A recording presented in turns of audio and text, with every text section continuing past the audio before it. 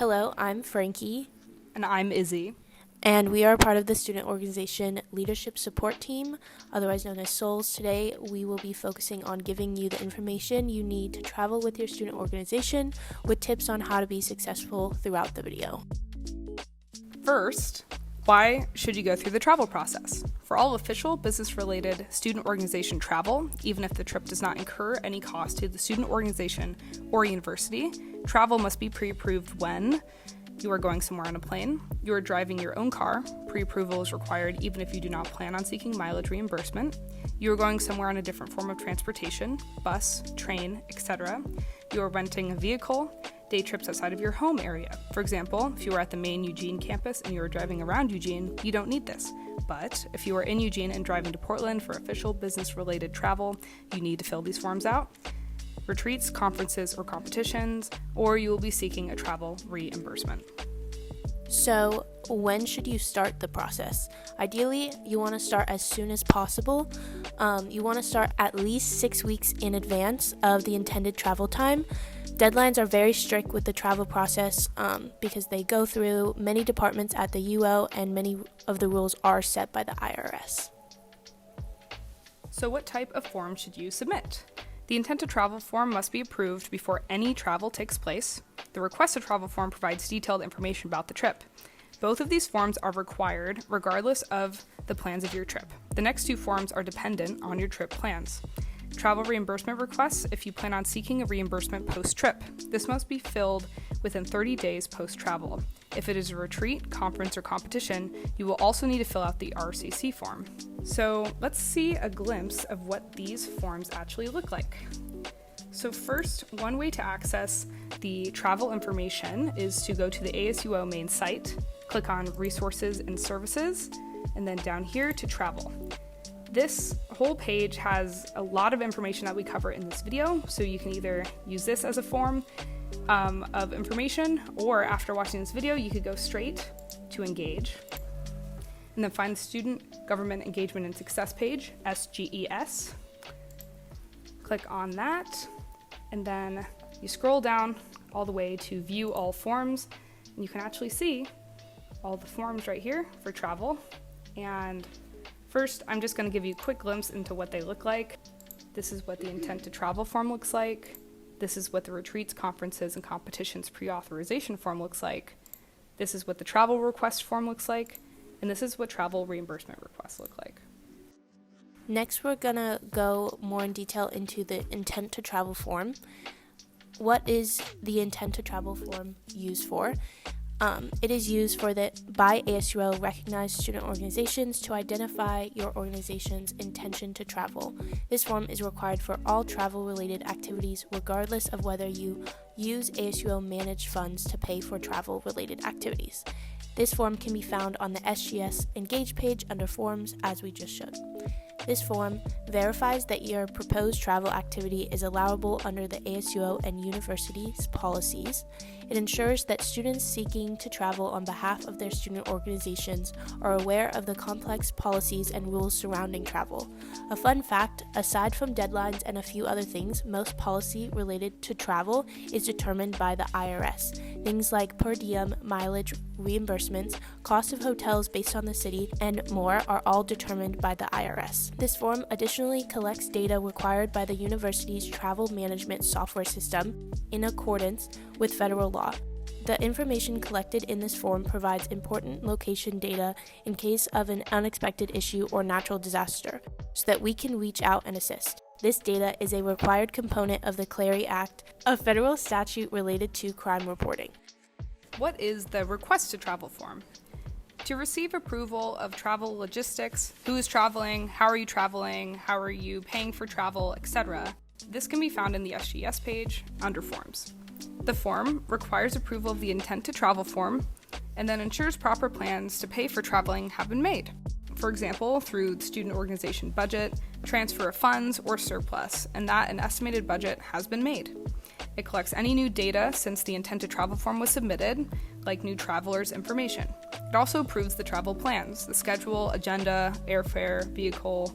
Airfare travel planning is supported by premier travel agents who you must work with to obtain airfare quotes. So our first tip on how to be successful with travel is to plan ahead. You want to gather as much information as you can about your trip as soon as possible. These forms require information about costs, lodging, transportation, and more. They are also intended to be done in this order as we show, with plenty of time for ASUO to process them. So to be successful with submitting these forms on time, you will need the necessary information. You want to gather as much of this information as you can about the trip. First, you want to find a full itinerary of your event, which includes departure and return dates, destination location, location of overnight lodging if relevant, locations to be visited, and a schedule of your daily events and activities. You'll also want to find a clearly defined business purpose for the proposed travel-related activity. You'll also need an estimated budget, which is rounded to the nearest $100 for all university or ASUO funds utilized for the travel activity, if relevant. Make sure when you are planning your travel budget, you make detailed line items. This will help you organize your budget. You'll also need to know whether your student organization's existing budget is sufficient to cover travel-related costs, or whether you'll need to transfer funds internally or request supplemental funds. Note all surplus requests and approval takes time, so this will need to be done as early as possible if necessary.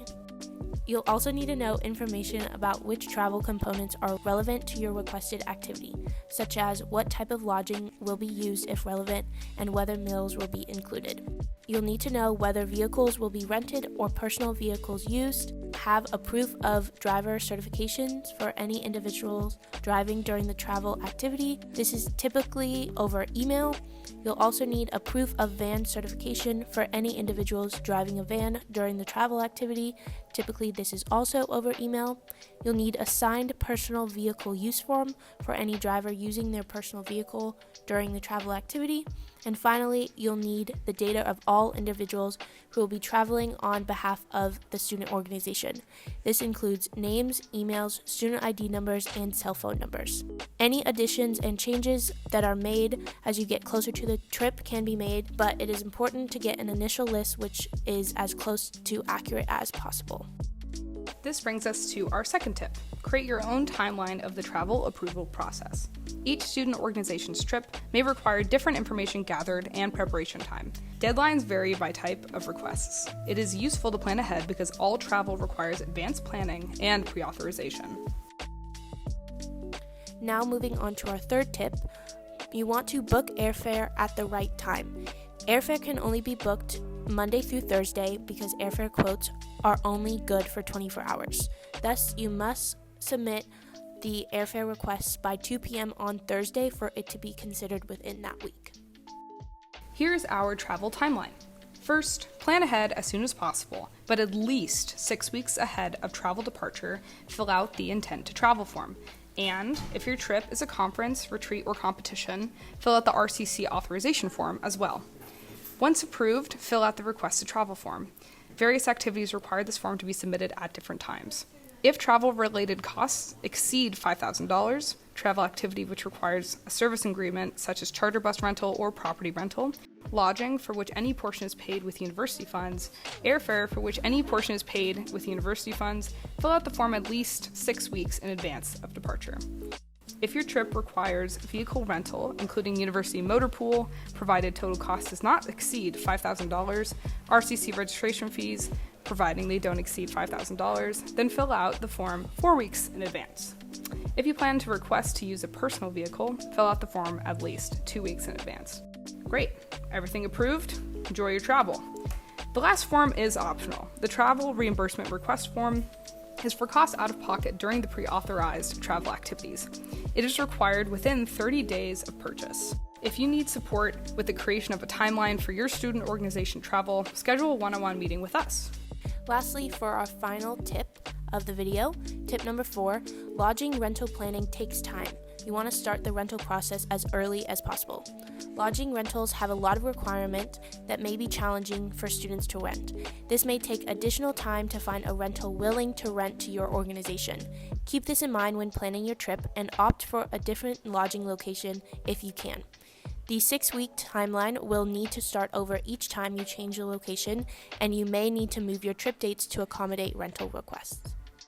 To summarize, we went over why a student organization would need to go through the travel process, when to start the travel process, what forms to submit, deadlines and timelines for the forms and processes, and what these forms look like to fill out. The biggest takeaway is to start planning early. We hope this makes your time going through the travel process easier. Here's a list of contact information to assist you during the travel process. Please contact us at Souls with any questions. Here is the Souls contact information with our email.